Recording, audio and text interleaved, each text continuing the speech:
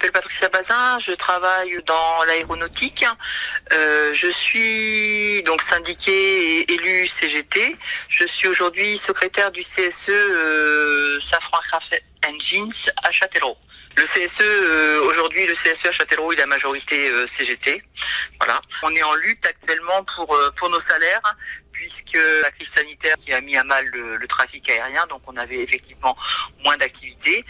Il y a eu des accords de transformation d'activités qui ont été mis en place, que la CGT avait signé pour sauvegarder l'emploi et qui avait un impact sur les rémunérations puisqu'il y avait une modération salariale.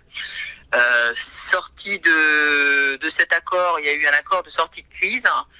Et l'objectif était clairement affiché, c'était de préserver les négociations salariales.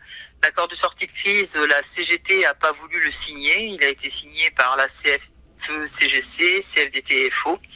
La CGT l'a pas signé parce qu'elle imposait une AG qui était cadrée. Et on s'aperçoit qu'aujourd'hui, le cadrage qui nous a été soumis, il est loin de l'inflation, puisqu'on nous annonce des AG à 1,5% quand on voit le taux de l'inflation et qui encore au mois de janvier, enfin sur le premier trimestre 2022, est encore parti à la hausse. Voilà, des AI à 1,05, nous ça nous suffit pas. Donc aujourd'hui, la bataille qu'on mène, c'est pour avoir des AG pour tous, toutes les catégories, de l'ouvrier au cadre, et que les AG soient à minima le montant de l'inflation, pour au moins pas perdre de pouvoir d'achat. Et aujourd'hui, ça repart et on veut aussi une part du gâteau.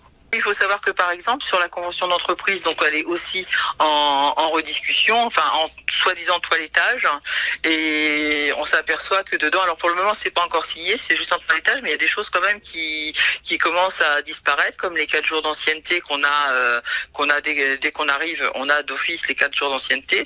Là, ils envisagent de les faire sauter. On aurait 2 jours la première année, je crois, 3 jours au bout de 4 ans et les 4 jours au bout de 8 ans.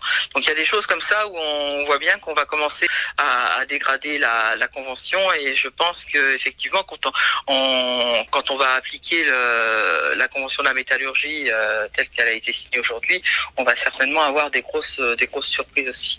Il va y avoir des actions locales aussi, nous, devant le siège de l'IUMM dans la Vienne, mais bon, ça, ce sera pour plus tard. Nous, sur Châtellerault, on est dans la lutte, mais tous les centres de Safran sont dans la lutte. Alors, pas toujours au même niveau, mais on essaie de se coordonner et on voit que ça bouge vraiment dans tout le groupe.